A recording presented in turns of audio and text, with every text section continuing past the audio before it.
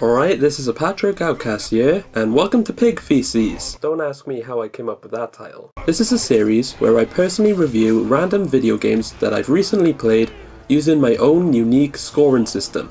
In this episode, I'll be reviewing Middle-earth: Shadow of Mordor. There are 7 elements I look for in a video game, and with these elements in mind, I'll be ranking this game with a possible total score of 8 hits. Before I start, however, please remember that this is all my own opinion. Last time I checked, everyone is entitled to one, so yeah, you know, whatever. Also, I'm only looking at the current generation versions, so no PS3 or 360 mentions here. Anyway, for a video game based in the J.R.R. Tolkien universe, I think I pronounced that right, judging from some previous titles, expectations for this game weren't exactly high, but I for one was absolutely blown away by what a spectacle this game turned out to be. The first element that I'm looking at here is gameplay, and out of all of the LOTR games that I've played, this one definitely controls the best. Simply put, it has the maneuverability of Assassin's Creed, to the point where you can actually scale huge towers and pounce on unexpected orcs. Well, technically uruks, but I'ma call them orcs just cause. And it has the same free-flowing combat of the Batman Arkham series. This is a really sweet combination, and I think it works really well for this game. You can even ride a Caragor in this game, or a Warg, whatever you want to call them, which is a bonus for me, albeit a very Crash of the Titans-y one. Overall, this game felt really great to play, so this is a big hit. Up next is the story, and let's face it, what's The Lord of the Rings without a story? A really empty book. Of course this game has a story, and it's an interesting one at that. Keeping it simple, in between The Hobbit and the LOTR trilogy, you play as a ranger named Talion. After getting killed by Sauron's army, you come back from the dead, now merged with the ghost of the elf lord Celebrimbor, and more badass than ever. You spend the entire game exacting revenge on the army of orcs, brutally murdering them, all while trying to uncover the elf lord's mysterious past. No spoilers here, but every mission in the game does keep you guessing what's going to happen next. Of course, every good plot comes with a few unanswered questions, but the only main issue that I had with the story in this game was that there is a certain point that almost completely destroyed me from the whole thing. I'll be coming to that later, but for now, I'll give the story a hit.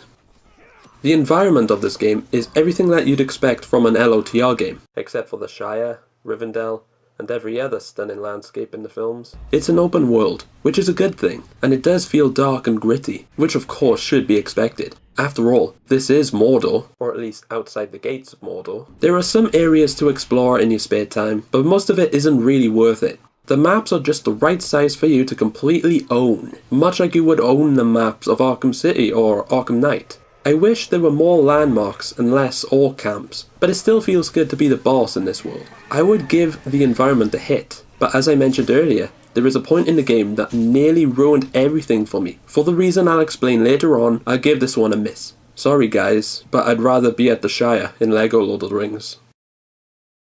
Oh,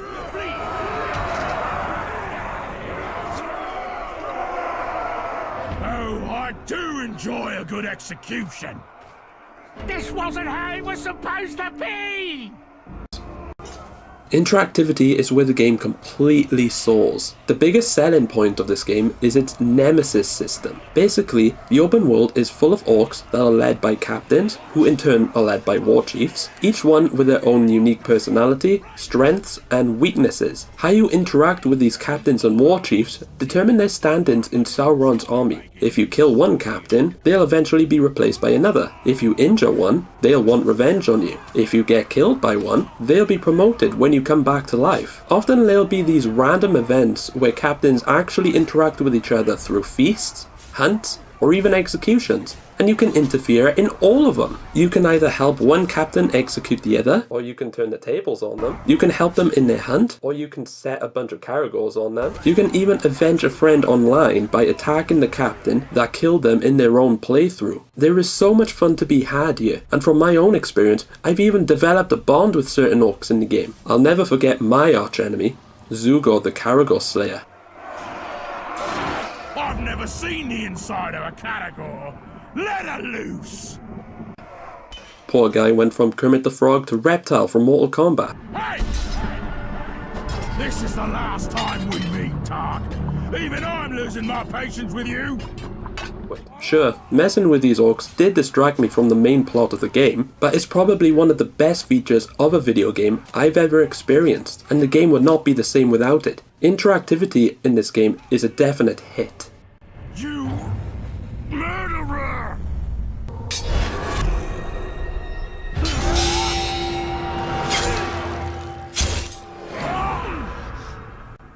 Another element that I look for in a video game is customization. I love getting the creative juices flowing, but unfortunately this game has very little of it. Sure, there's a skill tree for you to progress through, and there are buffs to improve your weapons, but that's about it. You can also download new costumes or playable characters, but hardly anything to quench that thirst for creativity. Not much else to be said here, so unfortunately this is a miss.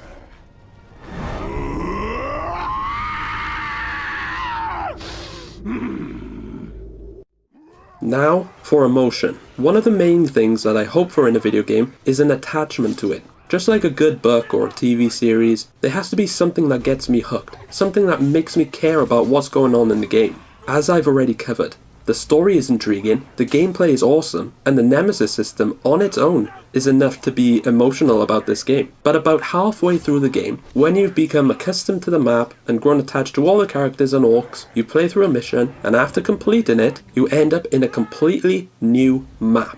Everything that you've been through, everything that you've explored, every relationship that you've made, completely wiped out. It felt like starting the whole game all over again. Honestly, who the hell thought this was a good idea? I was so attached to everything about the game, but when I realized that I had to start over again without warning, that connection was lost. I lost my arch enemy. I lost the opportunity to find all the collectibles. It's like someone just pressed the reset button. I played the rest of the game feeling like I've been cheated on. At this point, I couldn't give a fuck who everyone was. I lost interest in making new enemies. All I wanted to do was complete the game and be done with it. It's like if everyone died in Breaking Bad and Walter White moved to another country halfway through the series. You just don't do that. It was fun while it lasted, but because of that connection-breaking shitstorm, I'm gonna give emotion a miss.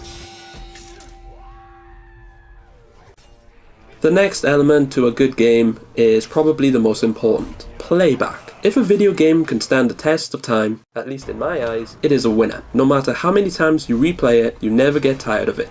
Now the question is, would I play through Shadow of Mordor again? No.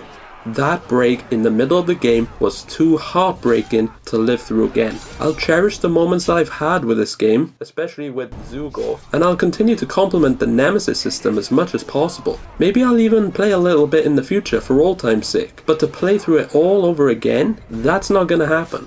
Unfortunately, playback for this game has to be a miss, but personally, I can't wait to see this Nemesis system in future titles. Imagine a StarCraft game with a system, or even a Batman game. With all the elements covered, all that's left is the final word. As enjoyable as the gameplay was, as intriguing as the story was, and as revolutionary as the Nemesis system was, unfortunately, it was a journey that I would not want to experience again.